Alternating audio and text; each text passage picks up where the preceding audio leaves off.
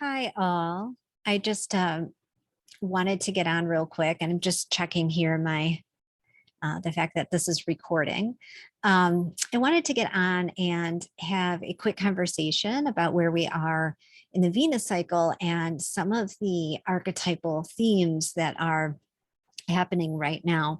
At the I think the beginning of Venus retrograde, our family was at the beginning of dealing with COVID. And so it was very up for me that Venus had been conjunct Pluto because um, I was dealing with an immense amount of fear. Sorry, I'm gonna take my gum out. My son had come home from school with COVID. And at the time, my daughter and I were dealing with a virus. So we assumed we had it. Took a couple of days for us to get tested. We found out that we had a separate virus. And so all of our focus and energy went towards avoiding the virus. And it was really interesting to just observe myself and my behavior and what that like bodily or embodied sensation of trying to avoid an invader in your home was like. And so he got better. And then really shortly after that, we had like a week to get Christmas and all that together. A week later, my husband came home with COVID. He got sick. My daughter got sick. And then I was the last person to get sick. And so for the most part, my entire experience with Venus going into the underworld or her metamorphic underworld journey, which is a separate astronomical event than Venus going into the underworld when she changes from morning star to evening star. That entire retrograde period for me was really metamorphical. I don't even know if that's a word. It was like I've never had such an embodied experience with astrology, like so consciously aware that the experience I was having was so mirrored in the cosmos. To have gone from living 2 years in this, we're all, the collective in general is in this hypervigilant stance. And, my approach to the virus was to, not be afraid and live my life, but at the same time, taking what I thought were reasonable precautions. And what I learned was that all of the kind of scary headlines and that like psychological nudging that they do in the media to try and get people to move towards specific behaviors or to make specific choices, all of those came up in my field anyways. So all of the like Aikido that I had done with trying to live consciously and stay healthy, but at the same time not fall into fear, it was as if it didn't matter. So I had made all these adjustments and changes over the past 2 years. And, I had even accumulated a set of beliefs, like a new set of beliefs, and integrated them into my body. Beliefs are a system. And all of that came up during this Venus retrograde. And Venus is about values and about like our systems of belief. And so it really fit that this was something that was really heavily up for review. And I could see how much the little, quote unquote, little adjustments that I had made over the last 2 years had really paralyzed me and stopped me from living. And so having gone through I was getting better, right as Venus was conjunct the sun, and in that very short metamorphic period of being, she goes from evening star, she's very high in the sky, then she goes retrograde, so we can't see her, and conjunct the sun. We can't see her when she's conjunct the sun. And then when we can finally see her again, because she's moved far enough away from the sun that there's a difference between the two, and you can actually see her in the morning sky now. She's visible right before the sun rises. So as I was being reborn on the other side of my COVID journey, as she was being born as Morning Star. It's really incredible. And all of this clarity came down. And so I know the science also about, natural immunity helping to protect you. So all of a sudden I felt liberated as well. Like, okay, now I can get back to the gym and doing some of the stuff that that I hadn't been doing because we were living through this COVID period. And I just had a lot of my own patterns and, ability to see clearly patterns in the collective that I hadn't been able to see before. And at this moment, I feel more rooted to reality and very very new, like somebody who has just come in to this world without having been indoctrinated or conditioned, and is able to look at it from a very zoom lens out perspective, like very far back and not inside of any polarity or narrative. I feel very rooted to reality in a way that I haven't been in the last 2 years. And so it was such a journey anyhow. That took so much time. And then there was all this stuff that didn't get done. Of course, the very human stuff. I was sick, so I was rescheduling appointments, and I've had to take time to catch up on those. So needless to say, I had said I would put out this series that talked about the 5 faces of Capricorn's and Venus's archetypes, like how those archetypes meld together. And that hasn't gotten done. I also want to tell you that I do work with the feminine, and I see that as a different system than the system or the paradigm that we currently live in. And so adjusting myself and what I do and my expectations when reality changes, or to put it another way, I move when the truth moves, is okay for me. So I'm not beating myself up too much that the series has not rolled out the way I expected it to. I don't know that I'll ever plan to create content during Venus retrograde again, because I really am so synced with her. And that's the really exciting thing about this work, is that you get to see how much, especially if you are interested in the kind of like Magdalene Rose line pantheon of goddesses, if you feel a real resonance with that, it's kind of breathtaking to watch it all live through you. And so that's what I'm hoping we will all journey with in these next couple of months. So with that said, I do want to talk a little bit about Capricorn as the goddess of reality. And so, the archetype of Capricorn is related to, Capricorn is a feminine earth sign, and it's related to the wise elder, to our ancestors. It's related to legacy building. It's related to the 10th house. And so that's like the house of your public image. And that's, I don't love how that overlays in the kind of dominator paradigm, because I think that leads to us thinking about it from an ego-based perspective. But instead, when we look at it through the lens of the feminine, it's true, authentic legacy building, like who you really are, what wisdom you carry, and the wisdom you're seeding, and the wisdom you're going to leave here is. And so some of the archetypes that I wanted to look at, we looked at Medusa and the alchemy of the cave. That was the first video I put out.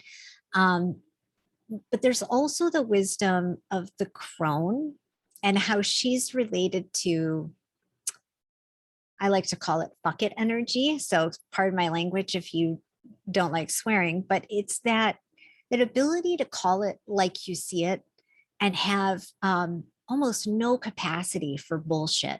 Like the bullshit just gets in the way. It crowds out the truth, it crowds out reality. And like you're so seated and embodied and anchored in trust, really anchored in the trust of the mystery and the way the universe unfolds, that the bullshit, all it serves to do is pull you out of your body. It makes you disembodied and live from, that kind of collective group mind. And so in Capricorn, what we're doing is we're reclaiming the seat of our wisdom. And it's that no bullshit, just really rooted in what's real. And I love one of my teachers uses the words real and unreal. And when he uses the word unreal juxtaposed against real or reality, it really does highlight, I think, for me, the power of what living along the thread, like staying connected to the thread of truth and reality is, because then you get into unreality, which feels a little Aquarian, like AI and metaverse and stuff like that. And you get into, illusions and things that they just serve to pull us. They're distractions, put it any other way. And so in Capricorn, we're here doing the real work, the threading and weaving reality together, our own truths to come to a consensus about the truth of where we're heading without the illusions and without ideals. And ideals are necessary, and dreaming is important, imagination, curiosity, all of that stuff's important. It's just not part of the Capricorn archetype. And so Venus now has been reborn as Morning Star, and we are getting ready to go on our Morning Star journey. She's high in the sky, about to hit her greatest brilliance, which is her greatest brightness. And so, her light is infusing everything down here on Earth. And Morning Star energy is the warrioress. In Mayan culture, they used to plan to go to war or start a battle on her heliacal rise. People say that differently. When she would come out from her conjunction with the sun. So when she was reborn as a morning star would be the day that they would declare war. Babylonian culture also has something similar. In their culture, Venus as morning star was male. She was masculine, action-oriented, wanted to get stuff done. And so I see us as a collective and in our own lives wanting to move forward rooted in the truth. Like we've now been given the seed of reality. We understand something more than we did before. We've had our, whether it's through a traumatic experience or just through, through going through life, like the mundane life. So there's something that has now taken the curtain, pulled the curtain back or removed the veil. And all of a sudden we can see clearly, and we're going to take action from that place, that deep seated, anchored in truth place. And so I've been watching what's been going on in the collective, and maybe you've been watching as well. And, I tend to think in this day and age, because of so much, because people inhabit different realities, that you could probably confirmation bias, right? You can find something or evidence to verify whatever your beliefs are. But it does seem to feel like more and more that that there is this kind of convergence of realities where things that some people have been saying for a long time are actually being revealed as true now, or people that, so I think you know what I mean without going on to a long side rant. But it's almost as if realities that people inhabited are converging and revealing more of a shared truth, or that we're on the road to that happening. So maybe it's just the beginning and we're taking just the beginning steps, and we'll be able to see how that unfolds during her morning star journey. Um, and that does that, all of that is very crone energy. If you can keep yourself out of the narrative, as soon as you dip back down into the collective soup, everybody's got story. Nothing is clean. Like, the energy lines aren't clean when you're engaging with people who are really trapped in a specific kind of narrative. It can be difficult to hold the rod of truth in that environment. And so I don't recommend doing it for long periods of time, or I recommend coming up. I wrote a post, I'll put it in the group, but it's right now on my page, about how important it is to come up above the collective from time to time, just like Indra's net, the story of Indra's net. Indra's net is basically a metaphor for how we live in a holographic universe. And Indra's net has these jewels tied at different nodes. And when we stay in those stories, that like our preferred, and these are preferences, group tells, we end up just kind of hanging out on one node and not getting a broader perspective, or seeing things from different points on the hologram, or understanding how stuff is connected and serves. And so, rising above the cream just to kind of see what's going on is important. And that is very Crone-esque energy. Again, she's above all the bullshit, and her energy is very fuck it. So she's not going to engage with you in a bunch of ranting and, diversionary tactics or distraction type conversation or activities. She's just focused on using her life force, the life force that she has left, in the most pure way. And in my eyes, even though her methods may seem coarse, her entire focus is to purify love on the planet.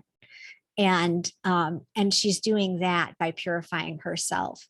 And that's also a very Venusian kind of conjunct Pluto, those two archetypes, when they're mixed together. Pluto is a purifier. He detoxifies. He brings toxic stuff up to the surface to be looked at and healed. And so I think we're going through our own kind of purification. It's an alchemical process. And there is a piece of Negredo here in Capricorn, where things that don't serve are just dying off. It's all extra baggage anyways. And the Crone doesn't want to carry that. She's happy with, her one dress and her very minimal wardrobe and her minimal amount of things. She's not looking to acquire anything or accumulate anything. She's looking to give things away that she doesn't need. And so that's a very Capricornian energy. But at this point, because the morning star has that more action oriented thing, I do see the Crone being a stand for what's real and what's true. And if she is going to invest her life force, it's going to be in activities that are more true, or bring about more truth and purify love for us here on the planet. And so this is just a quick message for us today. I'm sorry that if it feels disorganized in any kind of way, or that I haven't rolled out this 5 Faces of Venus in Capricorn video series in the way that I had planned. So I apologize if anybody's feeling inconvenienced about that. You're free to message me if you have any thoughts. But if not, I just wanted to jump on with this quick message, and I'll try and get something more organized together for you guys in the future and, near future. I'm also going to be speaking at a summit on the Libra Venus star point that's going to happen in October, which I will give some more information in a kind of like teaching fashion with slides and all that stuff on the whole Venus cycle and the real underworld period, the period where Venus is actually like under the horizon. And in Inanna's story, that is where Inanna goes down into the underworld and meets Ereshkigal. That is not what just happened with the Sun conjunction when she was in retrograde. And so, yeah, thank you for tuning in. If you have any questions about the astronomical overlay of Venus's cycle, I have written about that. So there's writing in here, there's writing on my main page. And like I said, if you tune in, it'll be, I think the summit is at the beginning of March. I'm recording the video on the 22nd, 22, Magdalene's Day. So yeah, that'll be up soon. That's something to look forward to. And I hope to check in with you guys soon. Love you. Thank you. Bye.